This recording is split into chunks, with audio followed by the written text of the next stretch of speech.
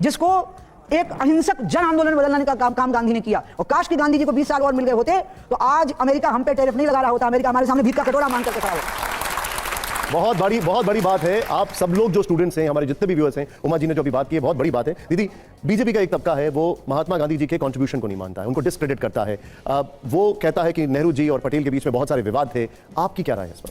मैं नेहरू जी और पटेल जी और नेहरू जी और अपने महात्मा जी के बीच में जो बातें थी वो इतिहास का तथ्य हैं, वो इतिहास में दर्ज हैं। लेकिन इसका मतलब इससे ना तो नेहरू की महानता कम होती है, ना पटेल की महानता कम होती है और ना गांधी जी की महानता कम होती है। वो महान थे, अब उनकी कुछ असहमतियां थी। पिक्चर चालू करो बे। चैनल को सब्सक्राइब करो पहले, हाँ जल्दी करो। मुझे पता है कि आप लोग नहीं करते, वीडियो देखते हो लेकिन सब्सक्राइब नहीं करते। ये लाल कलर का बटन नहीं से दबाओ, जल्दी दबाओ फिर मैं शुरू करूँ। दबा दो जल्दी, दबा दिया, घंटी भी दबा देना।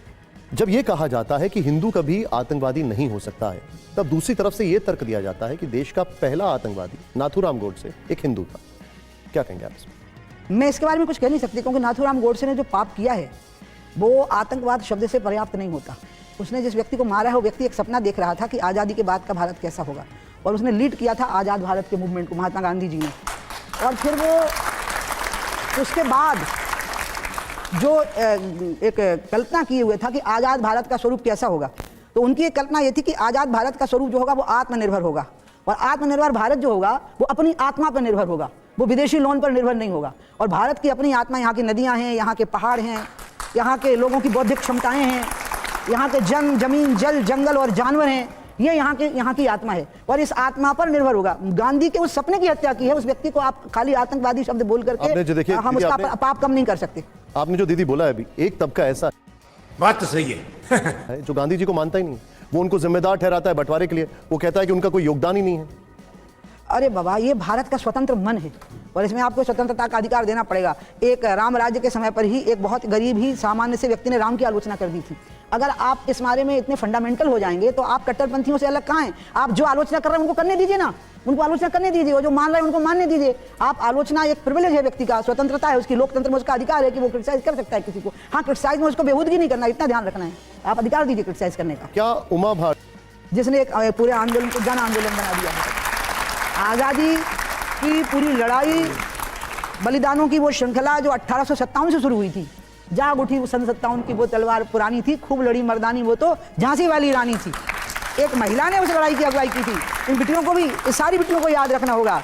एक लड़की ने, आपकी उम्र की थी वो 18 साल की जब वो लड़ी थी, 23 साल की उम्र में तो वो शहीद हो गई थी। 1857 की लड़ाई है जिसको एक अहिंसक जन आंदोलन बदलने का काम गांधी ने किया। और काश कि गांधी जी को 20 साल और मिल गए होते तो आज अमेरिका हम पे टैरिफ नहीं लगा रहा होता, अमेरिका हमारे सामने भीख का कटोरा मांग करके खड़ा होता। बहुत बड़ी बात है। आप सब लोग जो स्टूडेंट्स हैं, हमारे जितने भी व्यूअर्स हैं, उमा जी ने जो अभी बात की है बहुत बड़ी बात है। दीदी, बीजेपी का एक तबका है वो महात्मा गांधी जी के कंट्रीब्यूशन को नहीं मानता है, उनको डिस्क्रेडिट करता है। वो कहता है कि नेहरू जी और पटेल के बीच में बहुत सारे विवाद थे। आपकी क्या राय है इस पर? मैं नेहरू जी और पटेल जी और नेहरू जी और अपने महात्मा जी के बीच में जो बातें थी वो इतिहास का तथ्य हैं, वो इतिहास में दर्ज हैं। लेकिन इसका मतलब इससे ना तो नेहरू की महानता कम होती है, ना पटेल की महानता कम होती है और ना गांधी जी की महानता कम होती है। वो महान थे, अब उनकी कुछ असहमतियां थी। तो एक दर्शन है जिसका नाम है चारवाक का दर्शन। वो कहता है कोई आत्मा नहीं है, कोई परमात्मा नहीं है, कोई स्वर्ग नहीं है, कोई नरक नहीं है, जब तक जियो सुख से जियो, कर्ज ले लेके घी पियो, अगले जन्म में तो चुकाना ही नहीं है क्योंकि अगला जन्म होना ही नहीं है। ऐसा भी उसको हमने फिलोसफी में गिना। It is the sixth philosophy, ये छठा दर्शन माना गया है, चारवाक का दर्शन। और हम लोग जब फिलोसफी पढ़ते हैं तो हमको चारवाक भी पढ़ा जाता है। में से 3 दर्शन नास्तिक दर्शन है जी। तो इसलिए जो देश नास्तिकों के दर्शन को भी फिलोसफी में ऐड कर रहा हो, आप वहां पर स्वतंत्रता नहीं देंगे आलोचना करने की। दीदी मैं वापस आऊंगा इस पर। आपने देखिए यहाँ पर हर जगह ताली बज रही है, आपने जो कहा, लेकिन दीदी नहीं, और मैं एक बात और कहूंगी, अभिज्ञान ने जो मेरी बात का समझिए, बहुत अभिज्ञान वास्तव में बहुत ज्ञानी है सच्ची में। अभी मैं आपको बताऊं, जो स्वतंत्रता, आलोचना की स्वतंत्रता को रोकने की कोशिश करते हैं, जो आलोचना की स्वतंत्रता की निंदा करते हैं और जो आलोचना की स्वतंत्रता को संकीर्ण नजरों से देखते हैं, ऐसे लोगों को अभी इस देश की समझ नहीं है, इस देश के मन की समझ नहीं है। ये देश का जो मन है वो पूरा अधिकार देता है।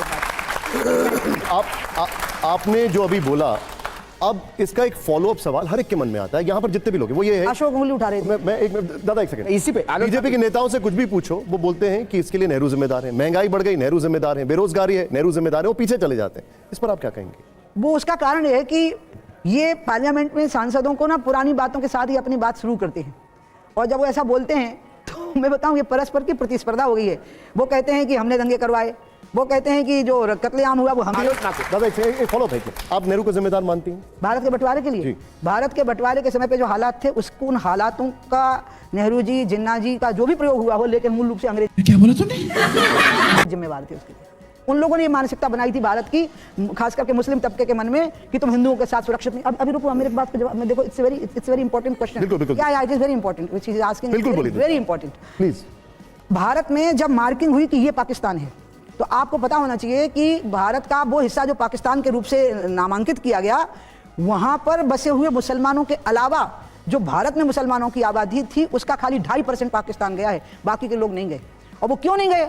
क्योंकि उनको विश्वास था कि पाकिस्तान में मुसलमान के साथ हम सुरक्षित नहीं रहेंगे, हम हिंदुस्तान में हिंदू पड़ोसी के साथ ज़्यादा सुरक्षित रहेंगे, इसलिए वो पाकिस्तान में। तो इसलिए जो बात आप कह रहे हैं, ये अंग्रेजों ने पहले भंग किया। अब पहले अंग्रेजों ने भंग किया था, आपको याद है, बंगाल के 2 टुकड़े कर दिए थे।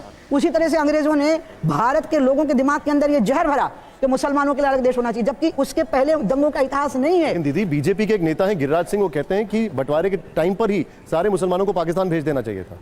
अब गिरिराज की जो प्रतिक्रिया आ रही होगी वो सवाल में आ रही होगी जो उससे किया गया होगा। अगर तुम लोग नए हो तो सब्सक्राइब करो, वो जो लाल वाला बटन है उसके साथ स्कैम करो या फिर महफिल जमाओ, मुझे नहीं पता, बस क्लिक हो जाना चाहिए। अब मैं भी जा रहा हूं, मुझे पार्क में स्टंट्स मारने जाना है।